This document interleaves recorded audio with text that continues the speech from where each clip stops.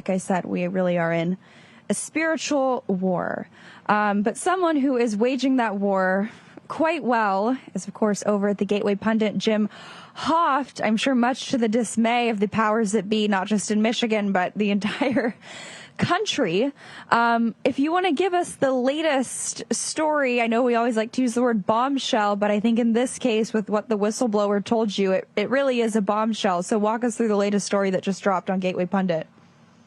Thanks, Natalie. Yeah, I want to give credit to Ben Whitmer and Patty McMurray, who helped put this together. Actually, they did most of the work on this. And what we have is, as we've reported on the War Rooms previously, there was a police report that was written back in October of 2020, and it was about this clerk in Muskegon, Michigan, who received all of these boxes of registrations that apparently were fraudulent. She contacted the police. They wrote up a report. They raided offices. They did an amazing job. At first we had the state police report. Well, recently we got a copy of the city report from Muskegon. The city police report included more details. And then what I'm going to announce now is that we have a whistleblower who came to us after our initial reports. So thank God that there are some honest and courageous Americans out there. I give this person all the credit in the world. It took a lot of guts for them to contact us. And what they gave us, Natalie, is just explosive is not the word. What happened in Michigan, we know that Dana Nessel, the corrupt attorney general, I would say, she said that we caught the fraud. She made an announcement after Gateway Pundit's initial reports. She said, we caught the fraud, the system works. Well, that isn't true, and we proved that today. They didn't catch the fraud. We caught the fraud. Gateway Pundit is catching the fraud. These clerks had a private social media group, and we gained access to this group.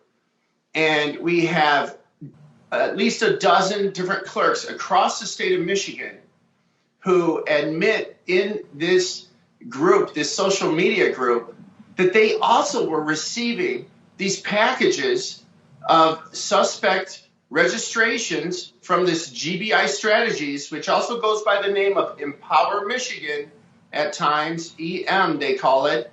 And for the record, Empower Michigan shares the same address as the Democrat Party of Michigan in Lansing, Michigan.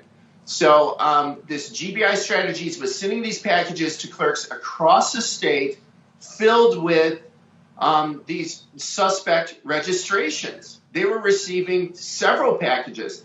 We decided at this point we kept the names of the clerks anonymous, except for one clerk. It's a former representative, Richard LeBlanc, and he is a clerk in Michigan now, and he says that he received 5 bundles of these registrations in his mail from GBI Strategies. And so we've contacted his office. We'd like a response from him, wondering what did he do with those? Because there's no record that he turned those in or flagged them or sent them back or notified the state. We don't have any record of that. So if you look through this report, you'll find that these clerks were talking about receiving ballots where one was a deceased dog, so they immediately they're so absurd, these registrations, that of course it raised red flags. And when you get the name of a dog, or you get deceased people, or somebody who was born in 2020, that was a birth date for one of these people who was supposedly registering to vote. It's just amazing. So this is widespread. We have several of the screen grabs from this social media group, and they know now that we're on to them.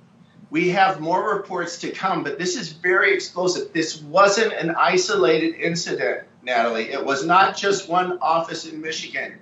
This was statewide, and it was hidden by Attorney General Nessel. It was hidden by Jocelyn Benson, the Secretary of State.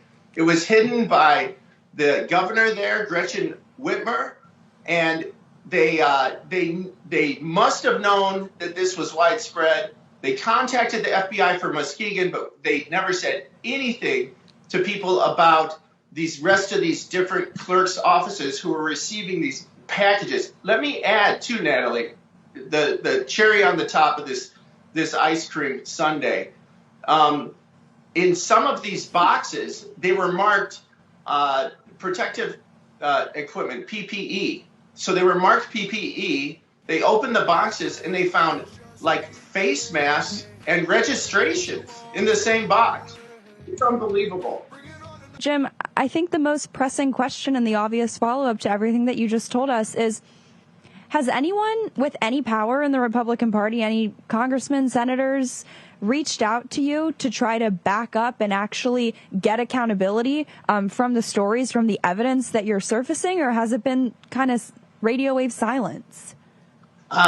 Well, as you know, mostly silence. We did send our reporting to a member of the Oversight Committee just this week, so we hope that they look at this. I also would like to add, Natalie, that there's 16 individuals, mostly senior citizens, some are in their 80s, who were alternative delegates for President Trump in 2021, January 6th, and they were arrested by Dana Nessel because Dana Nessel said there's no fraud, there's no evidence of it.